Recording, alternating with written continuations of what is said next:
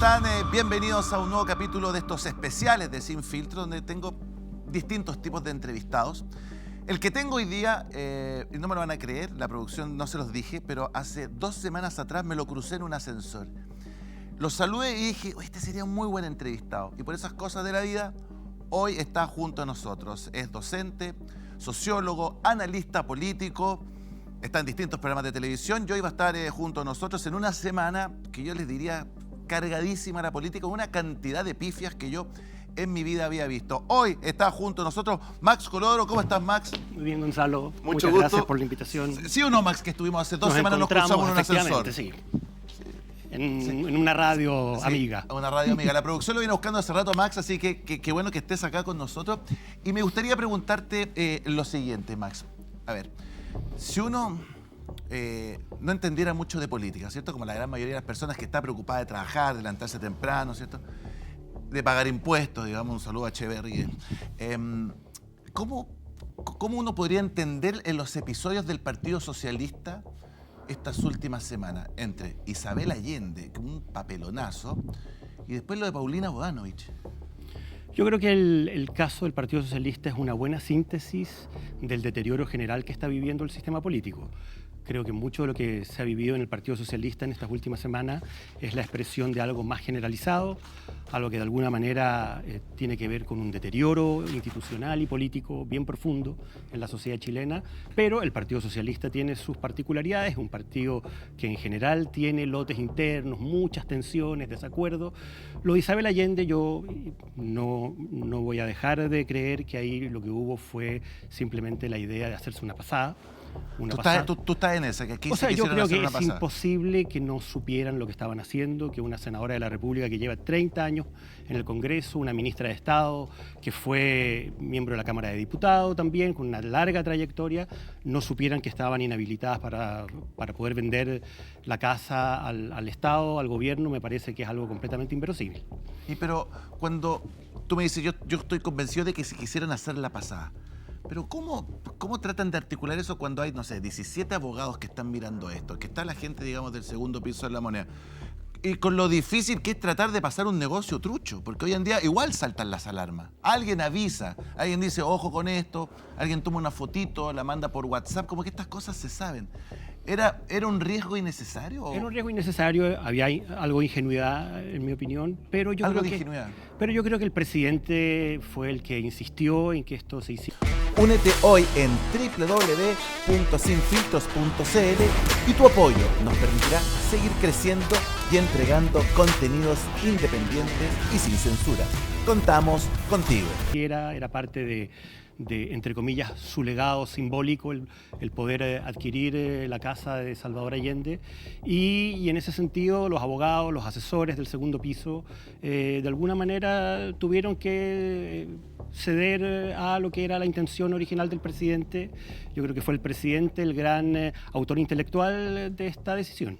Ahora, si tú me dices que, claro, el presidente Boric es el gran autor intelectual de esto y el responsable de esto, ¿no tiene ninguna responsabilidad él? ¿No pasa nada?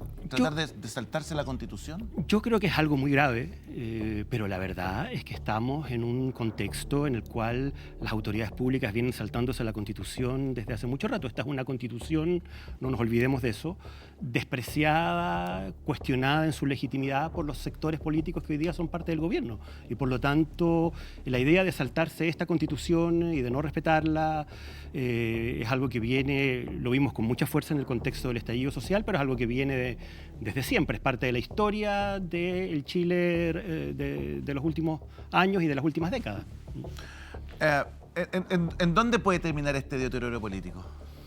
Pues del sistema, porque uno, la verdad, uno se agarra la cabeza, te juro. Uno dice, pero mamá, no meten una, no funciona nada. Entonces, es dramático. Yo creo que el deterioro político y el deterioro del sistema político, producto de lo que fue el cambio del sistema electoral el año 2015, es un factor absolutamente clave, central, para explicar el deterioro que está viviendo la sociedad chilena, el deterioro institucional, el deterioro de la economía, la pérdida de certeza jurídica, de confianza en la sociedad chilena por parte de los inversionistas, particularmente de los empresarios chilenos que han decidido, sobre todo después del estallido social, sacar sacar sus la plata. capitales y sacar sus inversiones de Chile. Yo creo que la crisis del sistema político es lo que de alguna manera se está expresando hoy día en distintos Sí, ámbitos. lo que pasa es que, tú perdóname, tú me dices la crisis del sistema político, me dices el 2015, ¿cierto? Cuando cambia el sistema. Ahí hay un antes y un después. Hay un antes y un después, claro, porque ahora, no sé, 25 partidos dentro del Congreso, que eso es una locura, pero por donde se mire. Pero también me da la impresión, Max, es que tenemos una calidad de político muy baja. Es cierto. Porque yo creo que es la misma y ahora sabemos más. Porque antes se la llevaban entre pocos, la tenían coordinada, la tenían ordenada, no estaban las redes sociales, se tapaban entre ellos, entonces el negocio funcionaba. Pero ahora me da la impresión que era lo mismo, pero se destapa. Yo estoy de acuerdo. Yo creo que eso es algo que está ocurriendo, sobre todo con mucha fuerza a partir de lo que fue la alternancia en el poder. Para mí lo que marca también un antes y un después en el deterioro político institucional de la sociedad chilena fue el que finalmente la centroizquierda el año 2010 pierde las elecciones presidenciales, la derecha llega por primera vez al gobierno. Yo creo que eso marcó un antes y un después, sobre todo porque un sector importante de la opinión pública, de la sociedad chilena, considera que, primero, esta es una institucionalidad que está cuestionada en su legitimidad porque se impuso en el contexto de una dictadura. Segundo, hay un modelo económico que también ha sido cuestionado y sigue siendo cuestionado por eso. Es un modelo económico que se impuso durante el régimen militar. Y tercero, porque finalmente hay un sector muy importante de la sociedad chilena, que son los sectores que hoy día están gobernando y que perdieron el poder en el 2010, que no le reconocen legitimidad democrática a la derecha para gobernar, ni aunque gane elecciones con mayoría absoluta, como ya ha ocurrido 2 veces. ¿Por qué eso? Bueno, porque finalmente lo que la izquierda y un sector importante de la centroizquierda no está dispuesto a reconocer es que aquellos que en su momento fueron partidarios del golpe, fueron partidarios del régimen militar, tienen hoy día las condiciones para poder eventualmente ganar elecciones presidenciales como ya ha ocurrido 2 veces. Y yo creo que ese es un problema basal hoy día que explica el por qué cuando la izquierda y la centroizquierda están en la oposición hay un deterioro muy rápido del reconocimiento a las reglas del juego, lo que estábamos conversando, el reconocimiento a la Constitución, a su legitimidad, a su validez al menos, y el intento de refundar Chile, que fue algo que empezó a ocurrir no con el estallido social, sino con el movimiento estudiantil a partir del 2011. Max, me da la impresión que tú me estás adelantando, como que si sale la derecha aquí, la calle va a empezar un poquito a moverse, ¿cierto? Yo te quiero comentar algo antes de preguntarte directamente. Yo estuve hace 3 semanas atrás con un senador y el senador me dice lo siguiente: ¿sabes, Gonzalo? Me dice, quizás es mejor un gobierno socialdemócrata y la derecha controlando el Congreso y la calle ordenada que un gobierno de derecha. Yo creo que eso es algo que está instalado en un sector importante, sobre todo del mundo empresarial. Yo lo escucho en mis conversaciones con empresarios, de gente que te dice que eventualmente prefiere un gobierno encabezado por una persona del socialismo democrático, como Carolina Toa, por ejemplo, y que eso permita que el país esté más ordenado, más controlado. Lo que ha pasado en este gobierno en ese sentido es una cuestión clave. Los problemas del país hoy día son muchísimo peores que en el 2019, que en el estallido social. En todo sentido, problemas económicos, problemas sociales, el deterioro del orden público. Lo que está pasando lo vimos ayer o anteayer con el informe que entregó Techo para Chile. El aumento de los campamentos y de las tomas es una cosa realmente impresionante. Y sin embargo, este 1.400 campamentos, sí, 1.176.000 personas. Y sin embargo, en este contexto y en este nivel de deterioro, el país es una taza de leche. No hemos tenido una huelga general, no hemos tenido movilizaciones estudiantiles de la Confech. Te juro, yo le he preguntado 4 veces a Eric Campo: Eric, ¿cuándo me va a montar alguna marcha? No, si he hecho 20, lo que pasa es que no sé los medios. Ni una. Entonces, la conclusión a la que yo llego es que pareciera ser que para un sector importante de la sociedad chilena, que es un poco lo que te decía, cuando gobierna la derecha, las injusticias, las inequidades, los abusos que hay, que son muchos, se vuelven intolerables. Mágicamente intolerables cuando gobierna la derecha, pero perfectamente tolerables cuando gobierna la izquierda. Y eso tiene que ver con lo que te estoy planteando, es decir, hay un sector que lo que hace cuando pierde el gobierno es no reconocer las reglas del juego, intentar patear el tablero. La metáfora de la retroexcavadora es algo que de alguna manera grafica muy bien esta posición respecto de cómo enfrentar a los gobiernos de derecha por parte de la izquierda. Pero Max, nos han subido, yo diría, un 50% la cuenta de la luz y yo no he visto a nadie reclamando. Pero si no hemos tenido reclamos ni siquiera con el aumento del transporte público que ha habido durante este gobierno, que es mucho más de los 30 pesos del famoso 18 de octubre.